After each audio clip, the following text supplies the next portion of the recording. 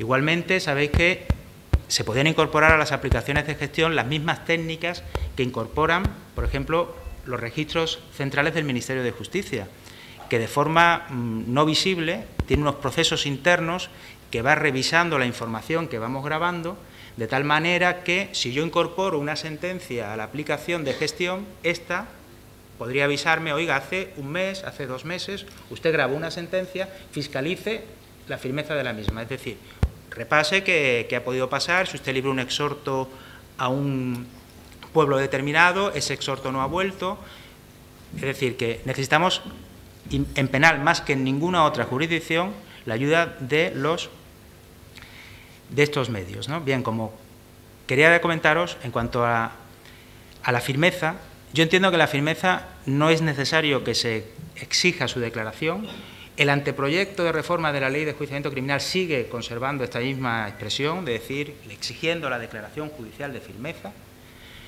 Y yo entiendo que la regulación más apropiada sería una simple diligencia de constancia y ordenación que diga que ha transcurrido el plazo, que no se ha interpuesto el recurso, por lo tanto la sentencia ha ganado firmeza, y pasar los autos al juez para que dicte la resolución que proceda. Y en este punto, aquí tenemos que traernos, por eso lo citaba anteriormente, la misma regulación que tiene la Ley de Enjuiciamiento Civil.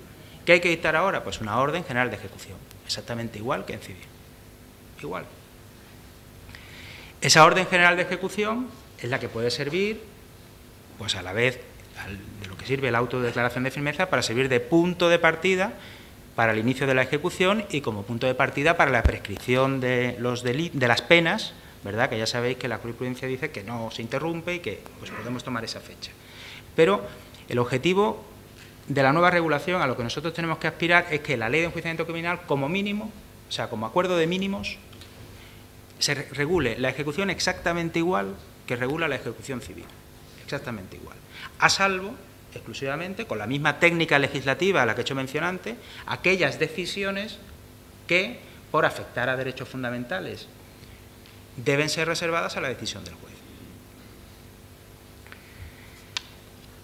Esto, evidentemente, es un poco más complicado aquí porque, dada la índole de las penas a ejecutar, muchas de ellas, evidentemente, afectan a derechos fundamentales y, evidentemente, se exigiría una regulación bastante pormenorizada de la ejecución de cada uno de los tipos de pena y de los distintos incidentes que se pueden suscitar en cada una de ellas, con especial atención a la pena privativa de libertad, ¿verdad?, que es la que afecta a derechos más fundamentales, pero también, evidentemente, a las restrictivas de derechos, como del de movilidad, cuando se imponen los alejamientos, prohibiciones de comunicación, etcétera.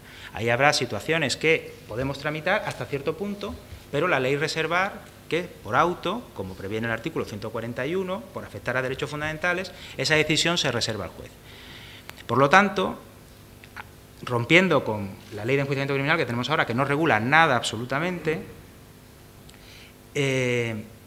la Ley de Enjuiciamiento Criminal nueva, como en realidad ya afronta el anteproyecto, debe tener en distintos apartados regulado la ejecución de todos los tipos de penas según las modalidades y de todos los incidentes que se pueden suscitar en cada una de ellas, decidiendo claramente cuáles de ellos tramita el secretario, que en realidad tramita a todos, pero hasta el punto de que tiene que intervenir el juez, y entonces remitiremos, pues si estamos en un juzgado tradicional, al juez, y si estamos en las nuevas oficinas judiciales, pues al servicio que corresponda, a la UPAD, para que el juez ponga la resolución que proceda, nos devuelva las actuaciones y sigamos nosotros tramitando la ejecución.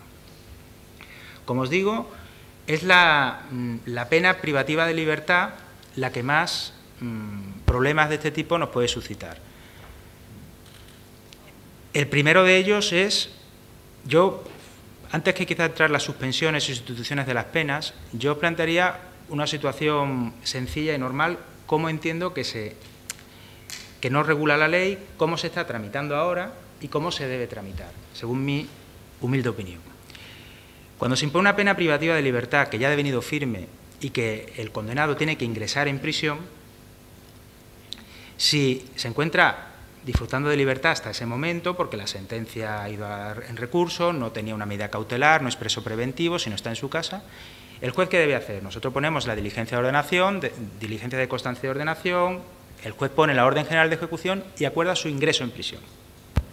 Ese título ejecutivo nos lo entrega a nosotros y ya podemos tramitarlo completamente hasta el ingreso en prisión de ese condenado. Es decir, podemos requerirle que venga al juzgado, requerirle que ingrese en prisión. En esto la ley no regula este incidente, en un juzgado se da un plazo, en otro juzgado se da otro, se le requiere para el ingreso voluntario, se le entrega los mandamientos que nosotros mismos podemos firmar. Todavía hay muchos juzgados que firmamos ambos, juez y secretario, los mandamientos, no tiene ninguna razón de ser. También me gustaría hacer mención de que se sigue utilizando una terminología que es confusa, porque en el anteproyecto de ley se sigue utilizando y diciendo que el juez librará mandamiento de prisión, cuando yo creo que el juez debe acordar el ingreso en prisión, y nosotros, que tenemos dentro de nuestras funciones generales, está la de velar por el cumplimiento de las resoluciones judiciales, debemos de darle ejecución a ese pronunciamiento y librar el mandamiento, porque es un acto de comunicación que nos es propio. Como os digo, requerir el ingreso en prisión, entregarle los mandamientos de prisión, verificar que se ha producido el ingreso en prisión y recabar algún antecedente de la prisión, hacer la liquidación de condena a nosotros. Y en este punto también nos encontramos uno de los aspectos esenciales de la ejecución de las penas con otro aspecto no regulado, que es cómo se hace la liquidación de condena. La liquidación de condena la hacemos los secretarios, como regla general se da traslado a las partes y normalmente hasta de toda la vida se han aprobado por auto, ¿verdad?, por resolución del juez. Ahora sabéis ya que en las nuevas oficinas judiciales y en los juzgados tradicionales se están aprobando por decreto. Se están aprobando por decreto, pero cuando al dar el traslado a las partes no se produce impugnación, ¿vale? Se da traslado al Ministerio Fiscal, nadie hace alegación alguna y se aprueban por decreto. Y se resuelve que si se produce una impugnación de la liquidación de condena, pero no por hacernos ver un simple error material, que hemos puesto 5 y es el día 4, o el día 3, que eso lo podemos hacer porque ya sabéis que el Supremo tiene declarado que todas estas liquidaciones tienen carácter provisional. Da igual el estado que se encuentre la ejecución, se pueden ir cambiando siempre por las distintas vicisitudes que avance la ejecución. Quiero decir que si lo que nos hacen ver es un pequeño error, se puede rectificar sobre la marcha y hacer una nueva liquidación y volver al traslado. Pero si es una cuestión jurídica, es decir, porque hayamos hecho pues, una interpretación errónea del abono de la preventiva en función de lo que prevé el artículo 58 del Código Penal, pues en ese caso sí se lo damos al juez para que lo apruebe.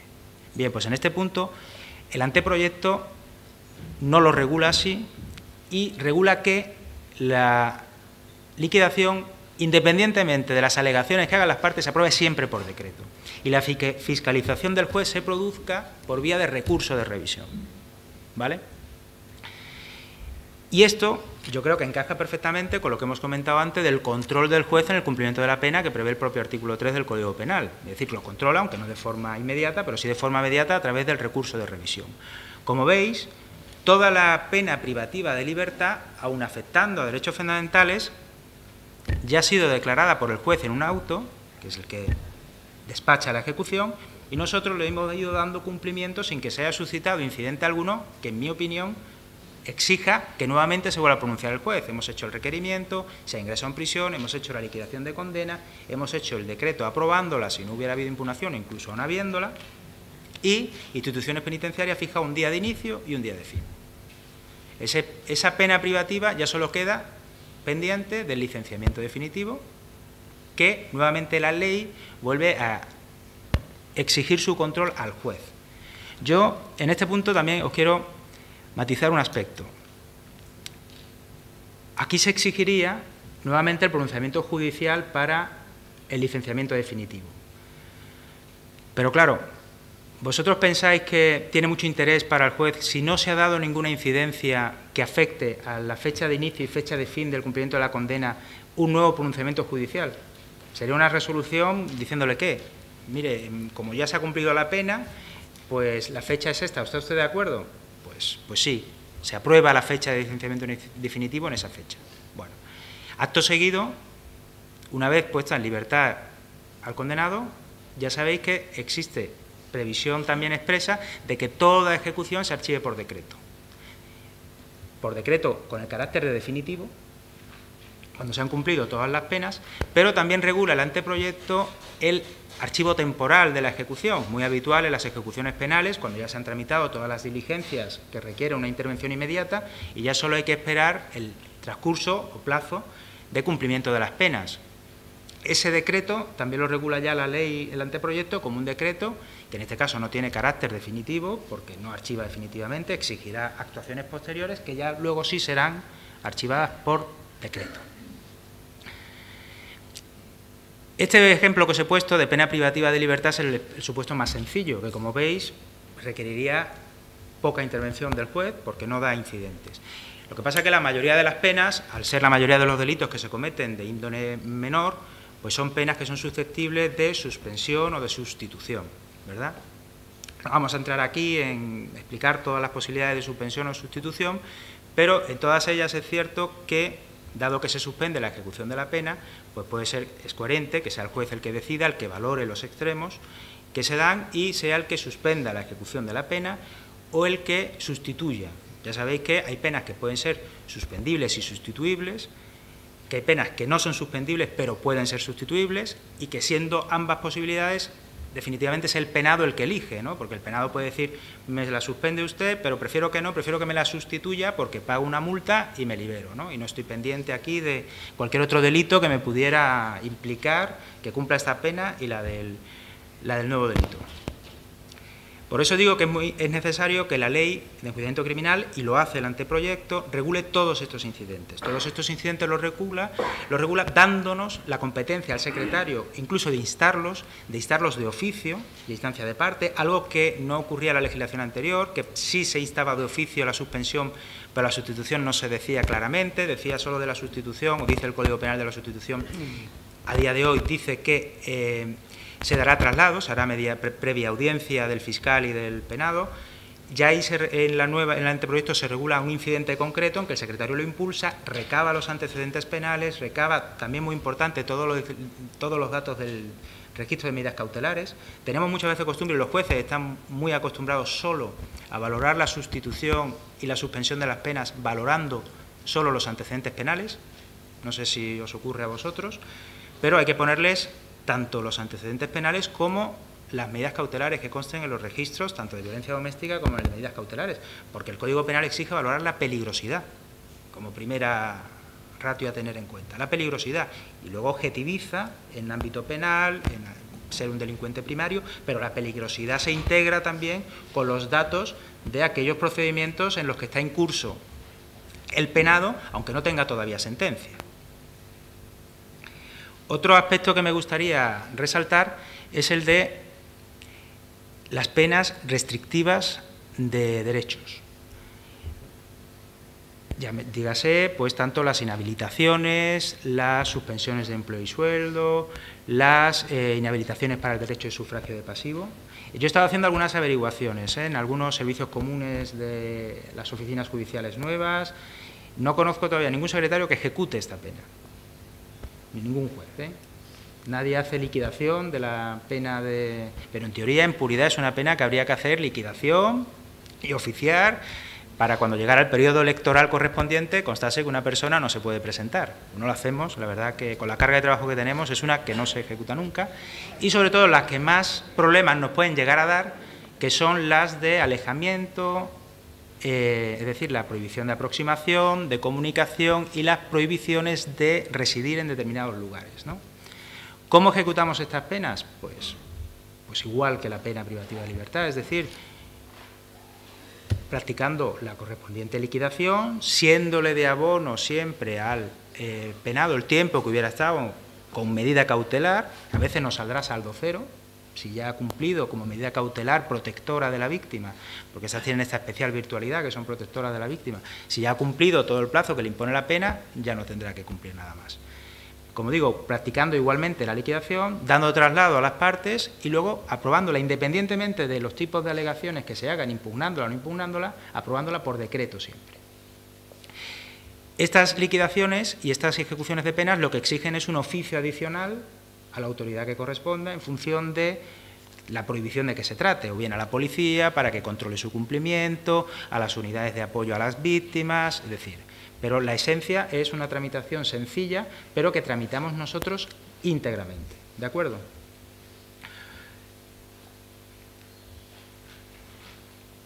En cuanto a la pena de multa, es otra pena que yo creo que deberíamos asumir íntegramente, porque entiendo que no es una pena que afecta a derechos fundamentales, ¿verdad? Su ejercicio afecta a derechos patrimoniales, no afecta a derechos esenciales ni a derechos fundamentales de la persona. Multa se ejecuta a la Administración sin ningún problema. Sin embargo, tanto el Código Penal actualmente como el anteproyecto, que ya recoge todas estas normas del Código Penal y las traslada a la Ley de Enjuiciamiento Criminal, sigue regulando el incidente habitual que se da en el pago de multas. Es decir, nosotros requerimos de pago la multa e inmediatamente el penado pide el fraccionamiento. Ese fraccionamiento, el Código Penal prevé un incidente que resuelve el juez. Y, como no exige, ni siquiera exige forma de auto, porque entiendo que no afecta a derechos fundamentales. El anteproyecto igualmente también exige y regula un incidente judicial. Yo entiendo que carece de sentido, creo que esa es una competencia que también se nos puede atribuir a nosotros, es decir, el acordar el fraccionamiento de las multas y a través de un decreto pueda ser revisable ante el juez. Es decir, en la Ley de Enjuiciamiento Criminal, el anteproyecto regula que todos nuestros decretos, todos los decretos que dictemos en fase ejecutiva, sin excepción, son revisables ante el juez. Por tanto, aquí igualmente se respetarían las facultades del juez de control de la ejecución de las penas, pero entiendo que para fraccionar una multa en mayor o menor medida, siempre tendrá el penado la posibilidad de recurrir ante el juez, pero que no se necesita en este punto su intervención. Como lo sigue exigiendo la ley, hay que hacerlo en la práctica. Es decir, en la práctica, si nosotros en el juzgado requerimos de pago una multa y nos piden el pago fraccionado, se le puede exigir, oiga, pues aléguelo por escrito, presente documental que justifique lo que usted alega por escrito y el juez resolverá. ¿Qué está ocurriendo en las...? Esto en nuestro juzgado no pasa nada, porque seguramente en vuestro juzgado, vosotros mismos, aunque invocáis una providencia, pero lo fragmentáis vosotros, ¿no? O ya hay un acuerdo, bueno, pues se le dan 10 meses siempre. ¿Qué ocurre en las ciudades que tienen la oficina judicial? Pues que es un trastorno, ¿verdad? Porque el juez dicta la orden general de ejecución, en este caso la autodeclaración de firmeza, lo envía al Servicio Común de Ejecuciones, que llama al penado, le requiere y automáticamente pide el fraccionamiento. Y otra vez coge el expediente y devuélvelo al juez otra vez, inmediatamente. La itineración, ya sabéis que el gran problema de este desarrollo organizativo es la itineración de expedientes, vuélvelo a mandar al juez. El juez dice, bueno, pues yo qué sé, pues dale los meses que sea. Al final, el juez se acaba desentendiendo de esa decisión y al final tenemos el expediente dando vueltas para nada. ¿Qué han hecho, por ejemplo, en Murcia nuestros compañeros que le han hablado con los jueces? Pues se ha estandarizado un sistema de fraccionamiento. Es decir, se le dan pues, a todo el que lo pida pues 5 meses, o 3 meses, o 4 meses, y ya está. Y solamente en los hipotéticos casos que la gente lo quiera pedir, o que el condenado lo quiera pedir con mayor amplitud, pues entonces en ese caso sí se eleva al juzgado o a la UPAD. ¿De acuerdo? Con lo cual, como las cosas luego caen por su propia lógica, ¿verdad? Pues al final el incidente de fraccionamiento se nos acaba descargando en la oficina, porque el juez se acaba desentendiendo. Con lo cual yo creo que lo más lógico es que nosotros tengamos plenamente asumida esa función de fraccionamiento de la multa, comprobar que se pagan en plazo, que para eso también nos deben ayudar las aplicaciones de gestión, a controlar los pagos fraccionados y avisarnos cuando se deja de pagar una multa. Y finalmente, una vez abonada por completo, pues evidentemente si es la única pena y se quiere preservar el control judicial, pues se puede remitir al juez. Fijaros qué traslado tan absurdo quizás, ¿no? Decir, oiga, pronúnciese si se ha pagado la multa, ya le digo que sí. Bueno, pues sí, se ha pagado, se da por cumplida la pena, pues decreto de archivo, ¿no? También me gustaría hacer especial mención de otras dos penas que dan cierta complejidad en la ejecución, que son la localización permanente, que sabéis que ha sido reformado recientemente por la Ley Orgánica 5/2010 y por el Real Decreto 840/2011, y los trabajos en beneficio de la comunidad. La localización permanente aparece regulada de tal manera que el juez, cuando la impone, en sentencia o en auto posterior, determina su forma de cumplimiento. Es decir, si se va a cumplir de forma domiciliaria, que es el aspecto normal, en otro lugar, o si se debe cumplir en el ámbito de prisiones. Y en este caso será en sábados y domingos y festivos. Pues igualmente es otra pena que yo creo que podemos ejecutar nosotros íntegramente. Es decir, viene el condenado, citamos al condenado, en comparecencia le requerimos de cumplimiento con todos los apercibimientos, de quebrantamiento de condena y le parametrizamos unos días de cumplimiento, por ejemplo, de forma continuada. Una vez hecho esto, se oficia a la policía para que fiscalice que efectivamente se encuentra en su domicilio. Sabéis que también prevé la reforma que se pueden utilizar medios tecnológicos, pulseras, para saber que no se aleja de su domicilio. Una vez que no se han producido incidencias, evidentemente habría que volver a dar traslado al juez para que efectivamente ratificase que se ha cumplido la pena y archivarla. Cuando el juez determine, fijaros, que la localización permanente se debe cumplir en instituciones penitenciarias, el Real Decreto 840-2011, que lo regula, es un Real Decreto del Ministerio del Interior, que regula el cumplimiento que hace instituciones penitenciarias de esta pena, regula y ha cambiado la regulación, estableciendo que una vez recibe al penado, o sea, nosotros en el juzgado primero le citamos y le requerimos de dos cosas. Primero, le tenemos que requerir de que comparezca ante los servicios de instituciones penitenciarias bajo apercibimiento de delito de desobediencia. Pero a la vez, que una vez que se le parametrice el cumplimiento de la localización, se incurrirá en delito de quebrantamiento de condena. Pues bien, esta persona será citada por instituciones penitenciarias, a la que nosotros mandaremos un oficio mandamiento, llámese como se quiera, con todos sus datos, y una vez que comparezca le parametrizan el cumplimiento que sea. Bien, pues este plan es directamente ejecutivo. No necesita ser aprobado por nadie. Esto es una novedad que incluye este Real Decreto y lo dice expresamente, que es, con lo cual a veces parece que da la sensación de que se es muy generoso con otras administraciones, pero cuando tiene que intervenir el secretario, ojo, judicial, hasta aquí has llegado. Pero luego si se manda a instituciones penitenciarias, usted lo que quiera con la ejecución de la pena, que me da igual, hágalo ejecutivo. ¿Verdad? Me da esa sensación a veces, ¿eh? Con los trabajos en beneficio de la comunidad pasa exactamente lo mismo. Estos, en todo caso, los ejecutan los servicios de instituciones penitenciarias, ¿verdad? E igualmente tenemos que volver a requerir al penado en el juzgado para que comparezca cuando se ha citado y para que cumpla los trabajos que se le realicen con los apercibimientos correspondientes. Y en este caso, una vez que se le cita, nuevamente es instituciones penitenciarias el que le hace un programa de cumplimiento, ¿vale? Y este programa es directamente ejecutivo igualmente. No necesita, como antes, una aprobación del juez de vigilancia penitenciaria, no, se ejecuta directamente.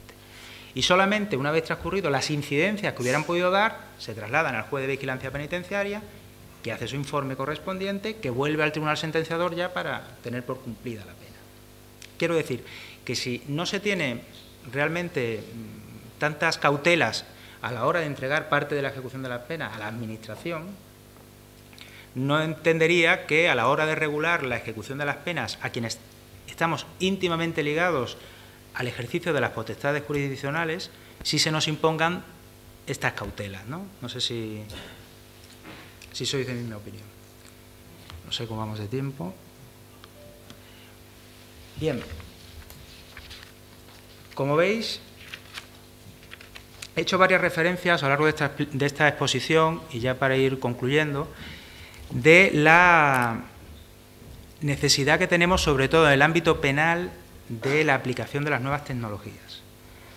Yo a veces cuando digo a los amigos o a alguien o a algún secretario o compañero, dice, no, yo soy secretario de ejecuciones penales. La gente hasta te mira como diciendo, madre mía, ¿no? ¿Dónde estás metido, ¿no?